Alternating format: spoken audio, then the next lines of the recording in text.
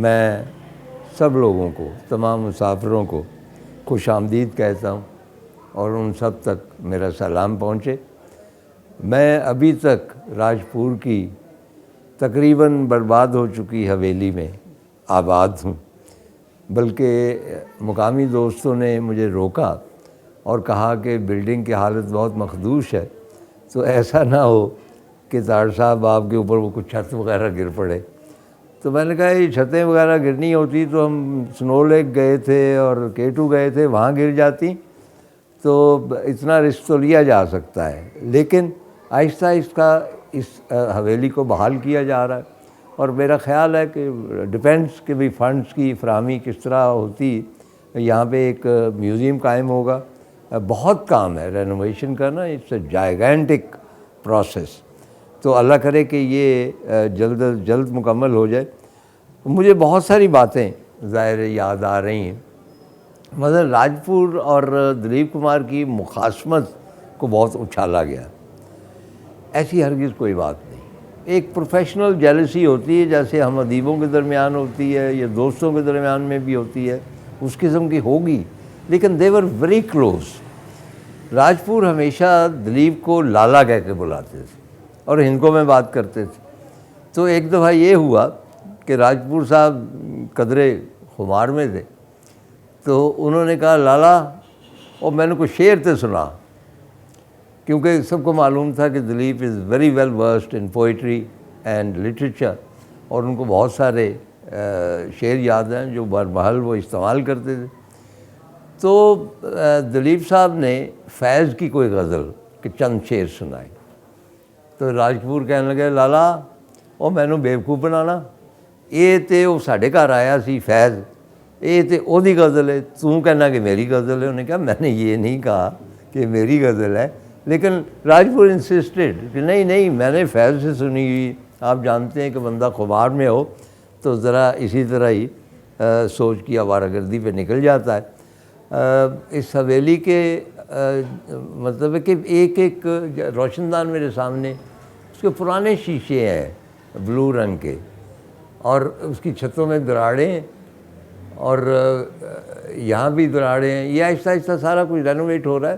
یہاں پہ ایک آتش دان ہے، اس کے گرد اتنا خوبصورت یہ پیٹرن بنا ہوا ہے، اینڈ آئی ہوپ کہ اس کو مطلب اسی طرح پرزرو کیا جائے گا۔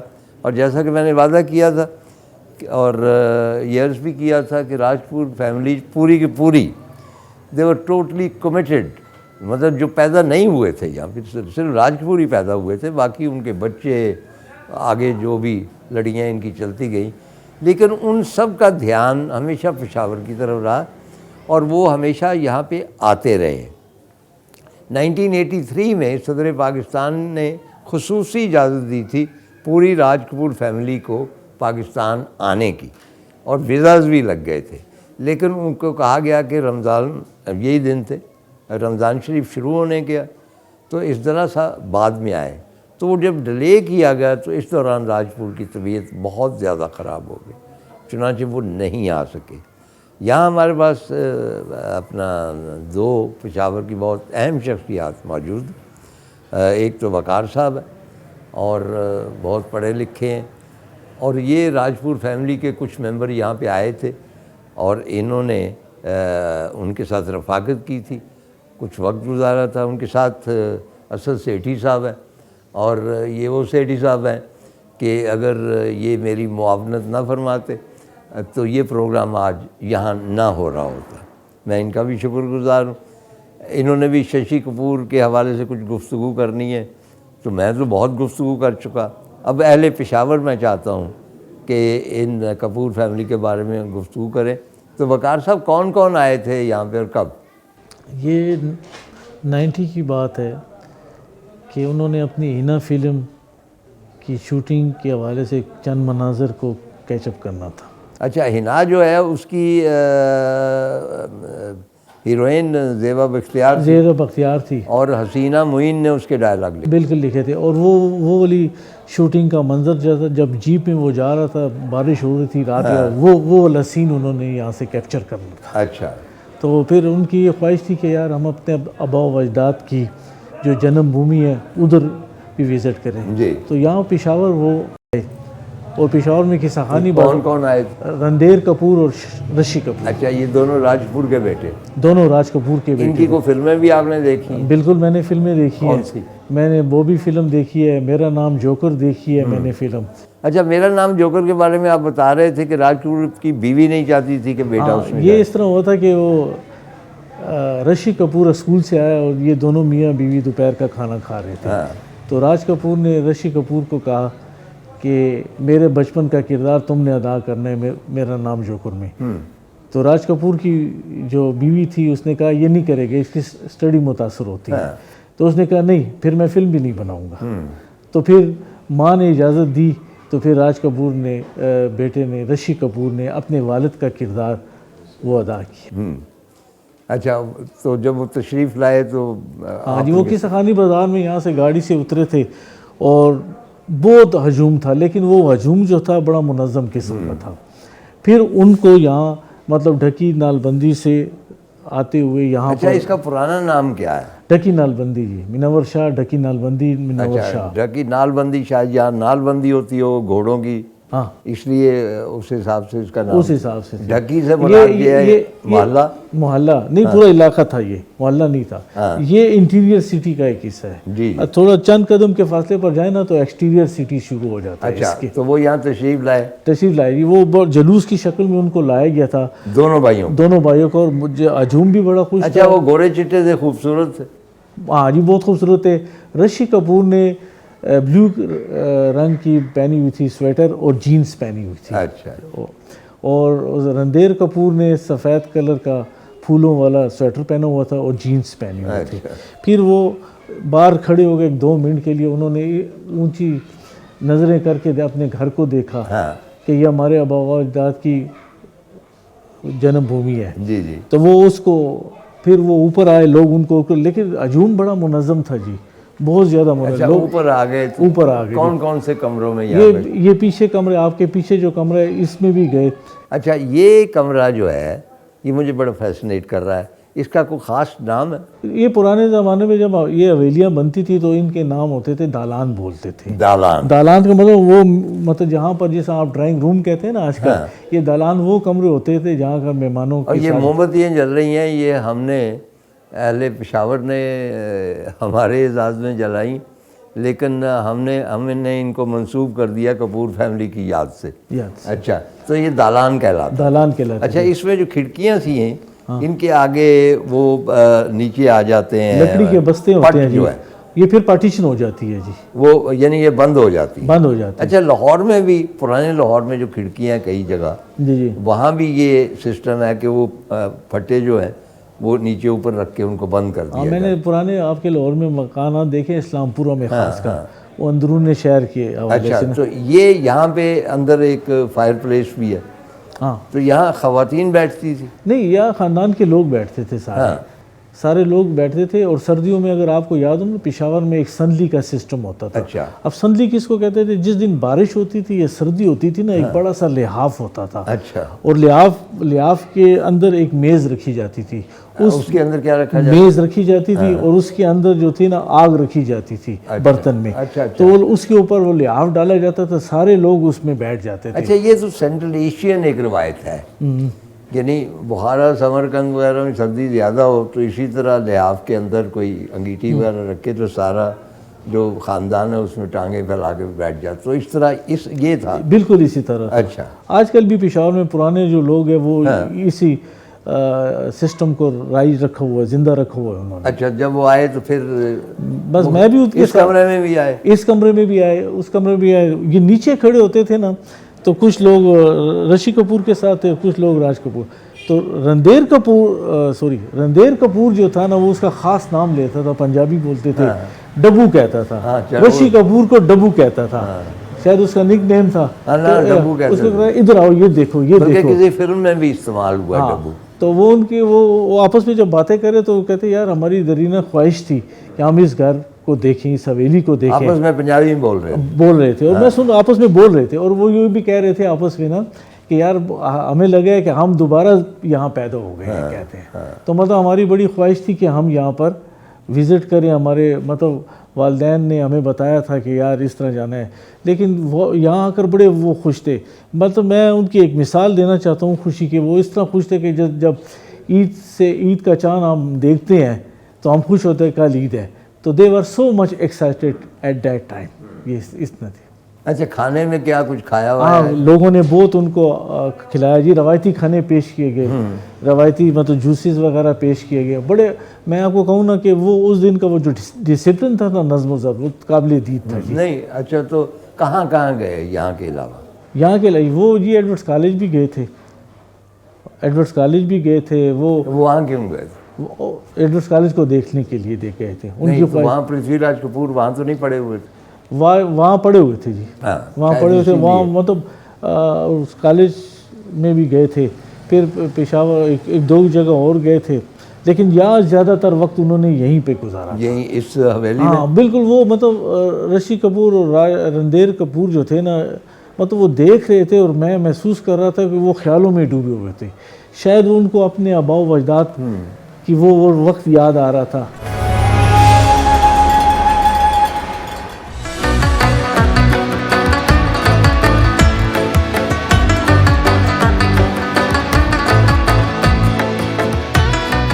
میں نے اپنے دادا دادی کو نہیں دیکھا.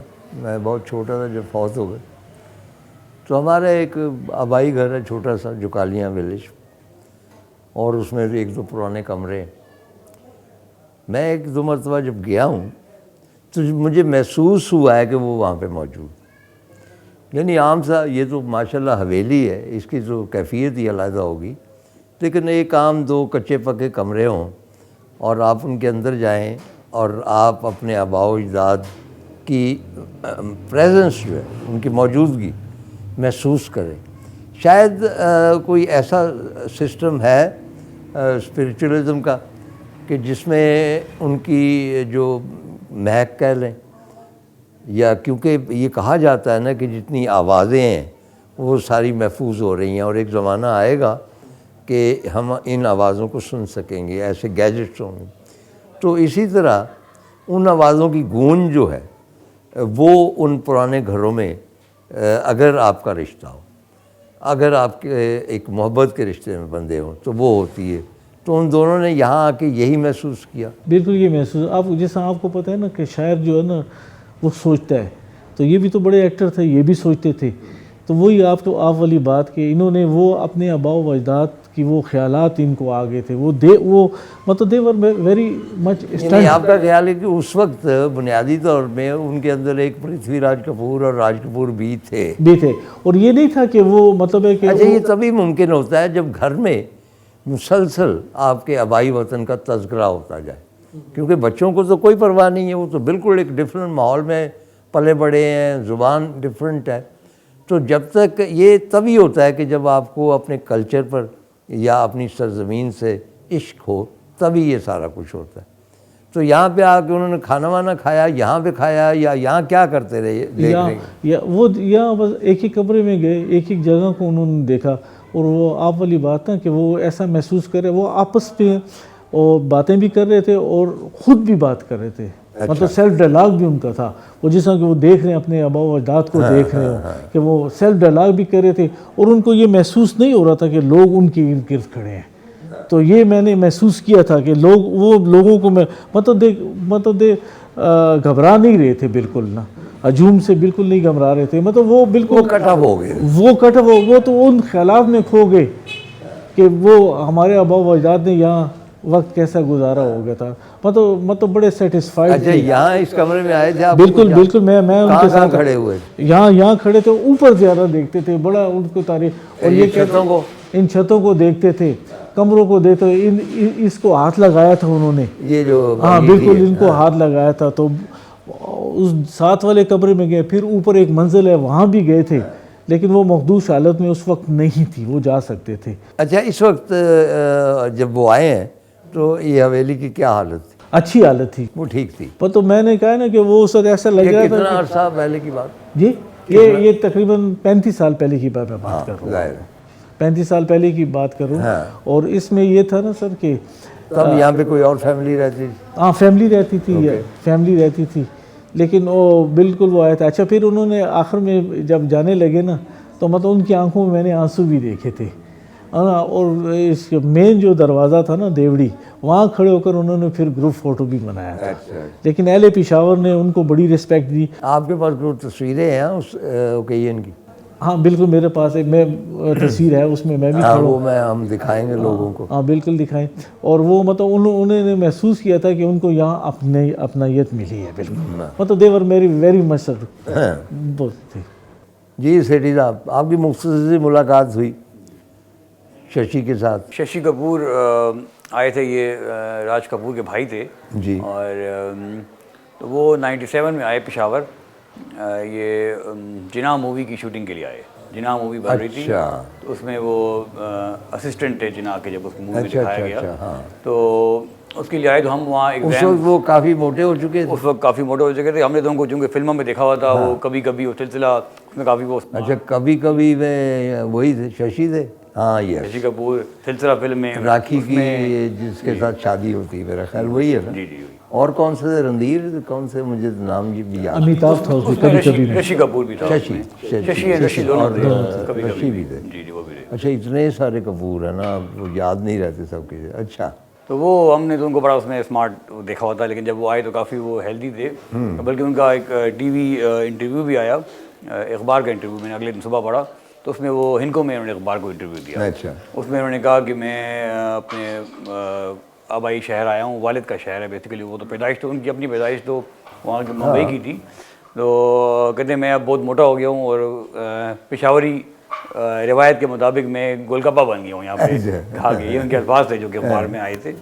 تو ہم وہ ایڈورڈ کالج میں تھے, 97 کی بات ہے. ہم ایگزامز ہو رہے تھے, پیپر دے کے باہر نکلے تو کچھ ہجوم تھا وہاں پہ. ایک شالیمار گارڈن ہے ایڈورڈ کالج میں, بڑا خوبصورت فوارے بھی اس میں ہیں. تو وہاں پہ کچھ نظر آیا کہ کچھ بہت سے لوگ کچھ جمع ہیں ہجوم میں. تو معلوم کیا تو پتہ لگا کہ یہ ششی کپور آئے ہوئے ہیں. تو وہاں کیوں گئے؟ تو وہ پھر کیونکہ وہ پرتھوی راج تھے ان کے والد, وہ وہاں پڑھے ہوئے تھے. وہ 4 سال انہوں نے وہاں پہ گریجویشن کی تھی. تو انہوں نے سنا کہ کہا ان کو. جی. تو وہ ہم جب گئے وہاں پہ, جب ان کے قریب تو پرنسپل ہمارے انگریز تھے بروک سمتھ, ان سے وہ باتیں کر رہے تھے.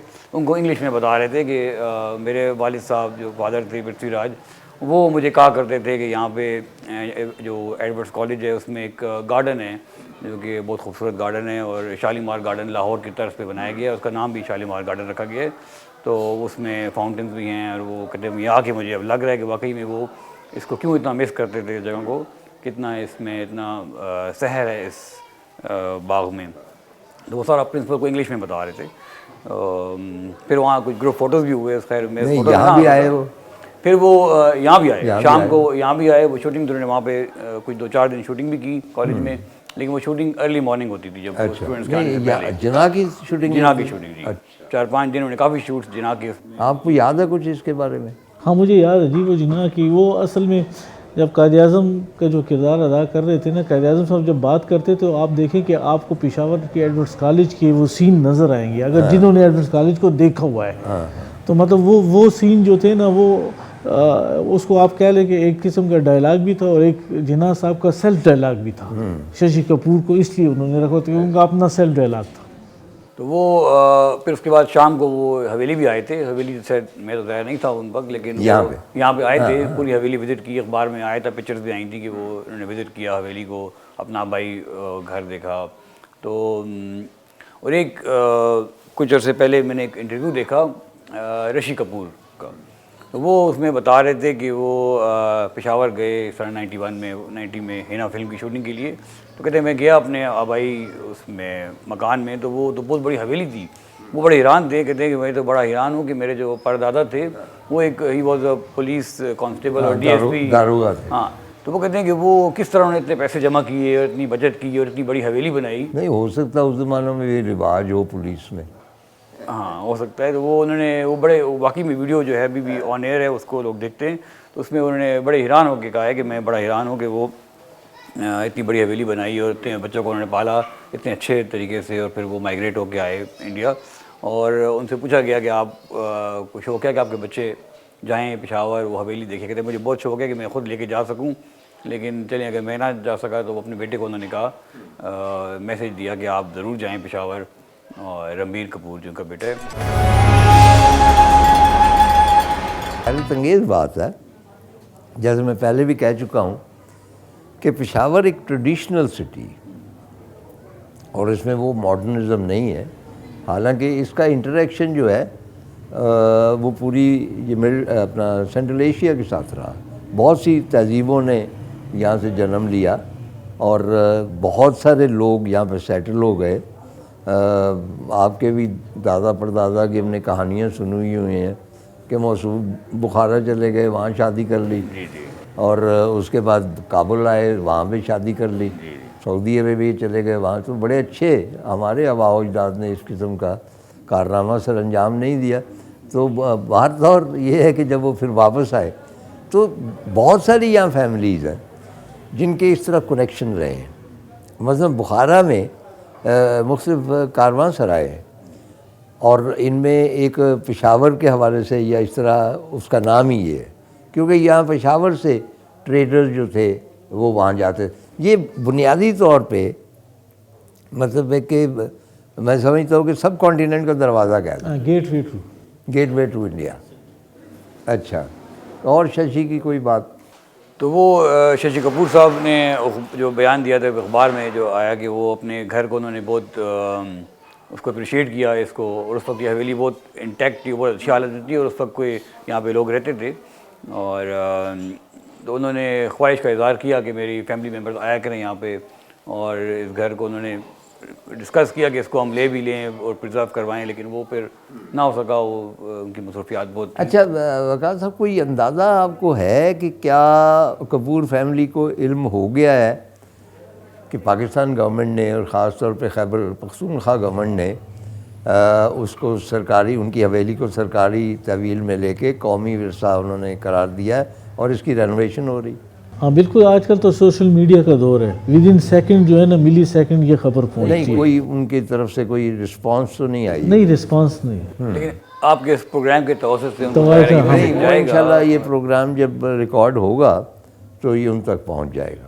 کہ اب جو اس وقت جو لیونگ جو سارے کپورز ہیں ان میں سے کوئی بھی یہاں پہ نہیں آیا ہوا، وہ جو آئے تھے وہ سارے تو فوت ہو چکے ہیں، تو وہ اس لیے ان کو یہ ایک رندیر کپور زندہ ہے ابھی. وقار صاحب، آپ ابھی کہہ رہے تھے کہ پشاور میں بہت ساری ایسی شخصیات ہیں جو کسی اور شہر کے حصے میں نہیں آئی، جنہوں نے دنیا بھر میں اپنا نام کمایا. ٹھیک ہے، دلیپ کمار ہو گئے، یہ ہو گئے اپنا راج کپور اور باقی ان کی فیملی.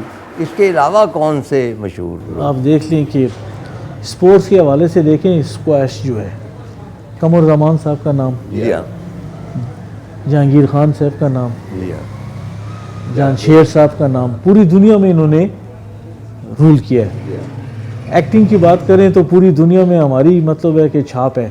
کپور فیملی کے حوالے سے آپ دیکھ لیں کہ شاہ رخ خان کو دیکھ لیں، یہیں کا. ہاں، شاہ رخ خان بھی یہاں کے، یہ ساتھ ہی ہے ان کا.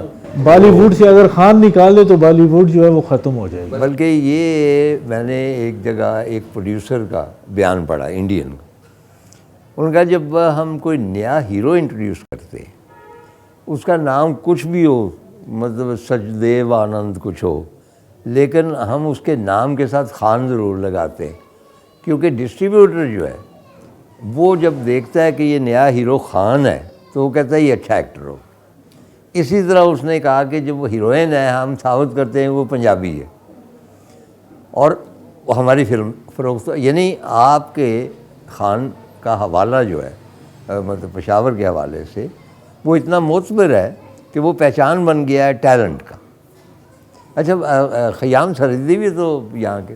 ہاں، خیام سرحدی بھی یہاں کے تھے. اس کی ایکٹنگ دیکھیں نا، خیام سرحدی صاحب نے جو اشفاق احمد صاحب کا ڈرامہ ہے من چلے کا سودا، تو اس میں پتہ ہی نہیں لگتا کہ یہ خیام سرحدی صاحب ہیں. اچھا خواتین حضرات، ایک میں خیام کے بارے میں ایک شیئر کرنا چاہتا ہوں. ضیاء سرحدی کے وہ بیٹے تھے اور ضیاء سرحدی نے بنائی ہم لوگ اور فٹ پاتھ. یہ اپنے زمانے کے پروگریسو لوگ تھے، ویری پروگریسو لوگ اور آئیڈیلسٹ تھے. وہ پیسہ ان کا نہیں تھا، ان کا یہ تھا کہ ہمارا آئیڈیل جو ہے غریبوں کی مدد کرنا یا ذلتوں کے مارے جو لوگ ہیں ان کو ایک بلند مقام دینا. تو یہ دونوں فلمیں ہم لوگ اور فٹ پاتھ میں شاید دلیپ کمار تھے اور ہم لوگ میں بلراج ثانی تھے، وہ بھی راولپنڈی کے رہنے والے تھے، اور شیامہ تھی، چھن چھن باج پائل میری، اس کا گانا بڑا مشہور تھا۔ لیکن ایک چیز مجھے ابھی تک یاد ہے، یعنی میں نے کوئی 70 برس پہلے دیکھی ہوگی، کہ اس کا ایک ڈائلاگ، کئی ڈائلاگ جو ہیں مطلب راج کپور کے بھی، دلیپ کمار کے بھی، وہ ایسے ضرب المثل کے طور پر استعمال ہوتے۔ تو ہم لوگ کا ایک ڈائلاگ ہے کہ اس دیے کو جلنے کا کیا ادھیکار جس میں تیل ہی نہ ہو۔ یہ مجھے اب تک یاد ہے کہ یہ بلراج ثانی نے ادا کیا تھا، اور لوگ اس کو محاورے کے طور پہ استعمال کرتے ہیں۔ خیام باہر چلا گیا، خیر واپس آیا، he was a young man. مزیدار بات یہ ہے کہ ایکٹر بننا چاہتا تھا، اور ٹی وی پہ اس نے کوشش کی، اردو اس کو نہیں آتی، لیکن اس کے اندر انہیرنٹ ضیاء سرحدی کا بیٹا ایک ایکٹنگ ٹیلنٹ موجود تھی۔ چنانچہ جس طرح وقار صاحب نے کہا کہ ان کا منچلے کا سودا، لیکن اس کو شہرت جو ملی وہ سورج کے ساتھ ساتھ سے ملی۔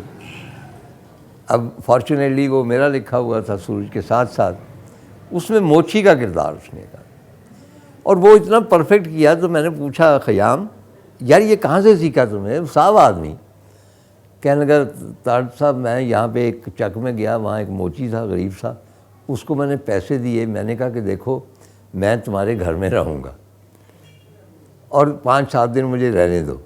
تو اس نے کہا یہ آپ مطلب صاحب آدمی؟ اس نے کہا نہیں۔ تو خیام اس کی کوٹھڑی میں رہا 5-7 دن، اور وہ آبزرو کرتا تھا کہ یہ صبح کس طرح اٹھتا ہے، اور صبح اٹھ کے بیٹھتا کس طرح ہے، یہ گاہکوں کے ساتھ کس طرح بات کرتا ہے۔ سو ہی واز سو پرفیکٹ کہ اس سیریل میں بڑے بڑے ایکٹر اور بھی تھے، عابد علی تھے، دل زبان تھے، بہت سارے اور لوگ تھے، لیکن جو پرومیننس ملی وہ خیام سرحدی کو ملی۔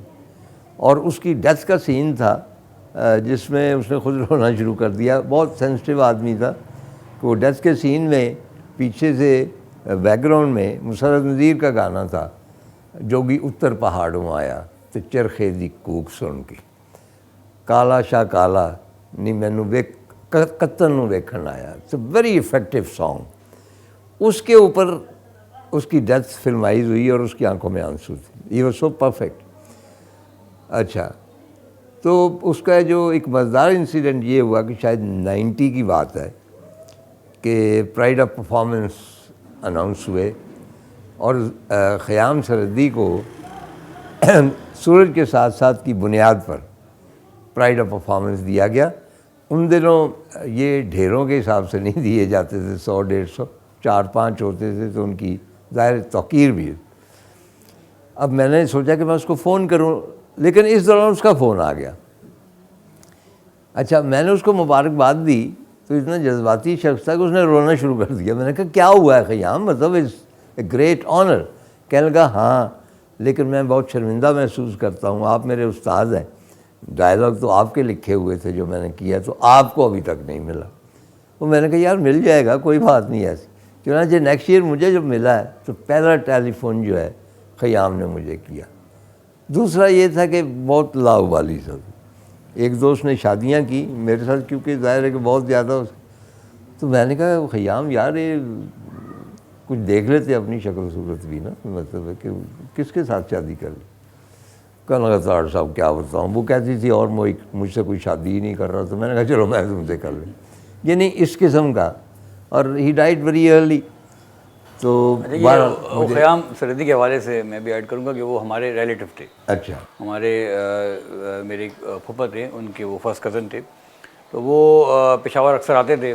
خاص طور پہ جب ان کے بیٹے کی شادی تھی، میرے پھپھو کے بیٹے کی، تو وہ اس کے لیے 4 دن کے لیے پشاور آئے اور ہمارے گھر میں ٹھہرے، کیونکہ شادی والے گھر میں نہیں ٹھہر سکتے تھے، تو وہ ہمارے یہاں ہی ٹھہرے وہ۔ تو وہ کافی ان سے انٹریکشن رہا۔ اس وقت وہ سائقہ خیام ان کی جو وائف تھی وہ تھی، بچے سائقہ بعد میں تھی، پہلے عطیہ تھی۔ جی جی، تو وہ تینوں بچے ان کے سارے ہمارے گھر میں ہی ٹھہرے، اور 4 دن وہ خوب انجوائے بھی کیا۔ شادی کو بھی تصویریں بھی ہیں ہماری ان کے ساتھ، وہ میں آپ کو دکھا دوں گا۔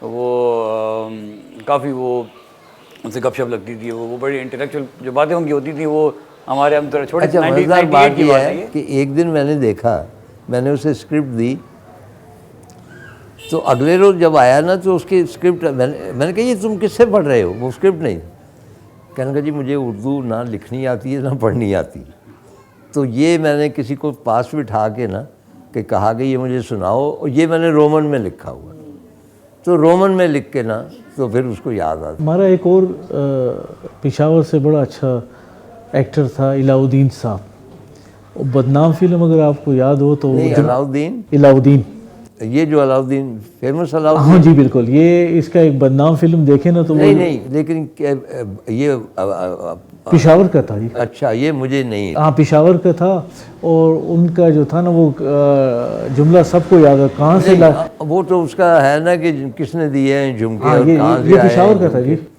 اور یہ بڑی ریسپیکٹیبل فیملی سے تھا، اچھا نہیں مجھے اس کے کزن جو تھے نا وہ پروفیسر تھے، بلکہ میلا فلم میں بھی آئے تھے علاؤدین، یہ پشاور سے تھے، ہاں میلا فلم میں بھی آئے تھے، اور اس میں کے بعد پھنے خاں اور پاٹے خاں، اور اس کے بعد کردار بڑے بڑے شاندار کیے، میں ان کو تھوڑا بہت جانتا تھا، اور گلبرگ میں جے بلاک جہاں پہ میرے والدین دفن ہیں وہیں پہ علاؤدین کی قبر بھی ہے۔ تو کہنے کا مطلب یہ ہے کہ بھئی واقعی میرا نہیں خیال کہ سب کانٹیننٹ میں کوئی اور ایسا شہر ہوگا جہاں سے اتنے سپر سٹارز نے جنم لیا، اور پھر میں بار بار یہی بات کرتا ہوں، حالانکہ یہ ایک بہت ٹریڈیشنل سوسائٹی ہے جس کا آپ سوچ بھی نہیں سکتے کہ یہاں پہ، لیکن شاید وہ ٹریڈیشنزم جو ہے اس میں سے جو لوگ نکلتے ہیں وہ مجبور ہوتے ہیں، انہوں نے یہی کرنا ہوتا ہے، چاہے بدنامی ہو یا کوئی ہو۔ فردوس جمال صاحب دیکھیں نا جی فردوس جمال، ہاں نہیں وہ تو بعد کی، یہاں سے نکلے ہوئے، وہ تو اپنا امجد خان تھے، ونود کھنہ، امجد خان، ہاں فیروز ہاں ونود کھنہ بھی یاد ہے، اپنا کبھی صاحب، کبھی صاحب، میرے بہت عزیز ترین دوست، تقیہ تارڑ میں ریگولرلی آتے تھے۔ اچھا اس کے بعد اور مطلب ہے کہ بہت ایک کہکشاں ہے لوگوں کی۔ فردوس کی آپ نے بات کی، ہاں عجب گل، عجب گل کا میں پہلے بتا چکا ہوں کہ میں نے میرا پتہ نہیں کون سا چل رہا تھا، میرا خیال سورج کے ساتھ ساتھ ہی چل رہا تھا، تو مجھے ایک نوجوان کی ضرورت تھی، تو وہ جو بھی نوجوان پیش کریں، راشد ڈار پروڈیوسر تھے، میں نے کہا نہیں یار یہ نہیں چاہیے، کہنے لگا پھر خود تلاش کر لو۔ میں ایسے ایک ٹی وی ڈرامہ دیکھ رہا تھا، اس کا نام تھا 3 کبوتر یا کیا کچھ اس قسم کا نام، پشاور کا ڈرامہ، اس میں ایک لڑکا مجھے اچھا لگا، اس کی شکل بھی اچھی تھی، ایکٹنگ بھی اچھی کر رہا، تو اگلے روز رفیق بڑائے جو ہمارے جی ایم تھے، ان کو میں نے کہا یار پشاور کا ایک ڈرامہ چلا ہے، اس میں ایک لڑکا ہے وہ مجھے چاہیے، کہنے لگا کہ اس کا نام کیا؟ میں نے کہا مجھے کیا پتہ کیا نام، تو کہتا ہے کس طرح بلاؤں؟ میں نے کہا اس کے ہاتھ سے گلدان ٹوٹتا ہے، وہ والا پشاور کیا۔ انہوں نے کہا جی یہ نوجوان ہے، ایک چھوٹے موٹے رول کرتا ہے، عجب گل۔ اگلی روز صبح سویرے گلبرگ والے گھر میں عجب گل صاحب کھڑے ہوئے تھے، اور وہ وہاں سے ماشاءاللہ اس نے رائز کیا، اور میں اپریشیٹ کرتا ہوں اس کو کہ آج بھی اسی طرح تعظیم سے ملتا ہے، اسی طرح ادب سے ملتا ہے، اور ہمیشہ بہت مؤدب رہتا ہے۔ کہانی کبھی بھی ختم نہیں ہوگی، یعنی اس کے در و دیوار جو ہیں، اس میں کریٹیوٹی جو ہے وہ لگتا ہے کہ جس طرح خضرا بیلیں ہوتی ہیں اس طرح پھوٹتی ہے، اور اس کریٹیوٹی کے حوالے سے اس میں ایسے ایسے پھول روشن ہوتے ہیں، اپنا کھلتے ہیں، جن کی مہک ساری دنیا میں پھیل جاتی ہے۔ دلیپ کمار ہو، راج کپور ہو، کرینہ کپور ہو، مطلب ونود کھنہ ہو، کوئی اینڈ لیس۔ تو آج کا جو کارواں سرائے تھا انہی لوگوں کے حوالے سے، پشاور کے لوگوں کے حوالے سے اور راج کپور کے حوالے سے یہاں پہ اختتام کو پہنچتا ہے، لیکن پشاور کے حوالے سے ہم نے گفتگو کرنی ہے کبھی نہ کبھی آئندہ۔ خدا حافظ۔